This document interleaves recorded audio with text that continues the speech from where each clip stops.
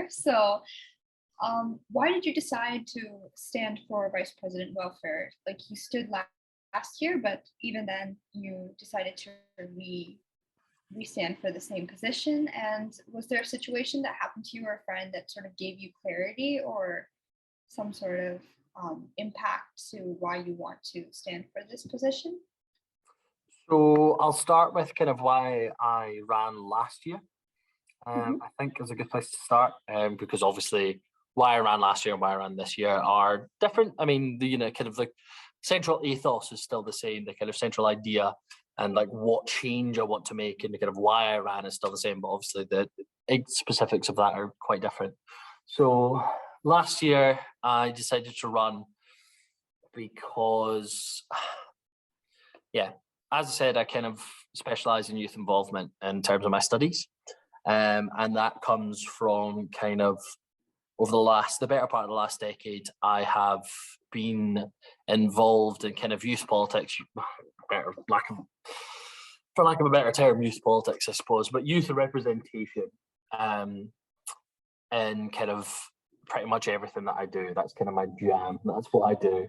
Outside of my studies. So I was a member of the Scottish Youth Parliament. I ran my local youth council back in Clackmannanshire. I was a member of the Glasgow Youth Council.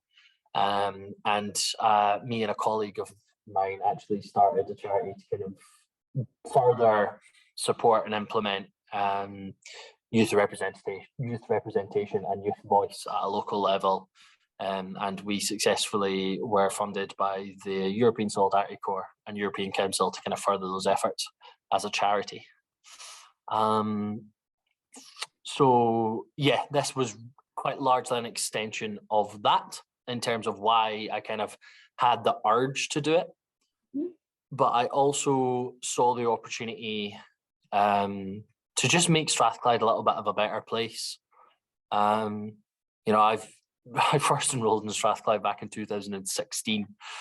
So I have been here a while. And throughout that time, I've always known that there's a little bit more that can be done. And I've always known that, the union is doing a great job and the union has been there to kind of make it better, but there's always room for improvement. And I felt that I kind of wanted to throw my hat in the ring and see if I could shape that improvement and see if I could provide my expertise and kind of my perspective in representing kind of a wider body of young people and representing a wider body of students and take that expertise into the role of welfare. So that's kind of why I first ran last year.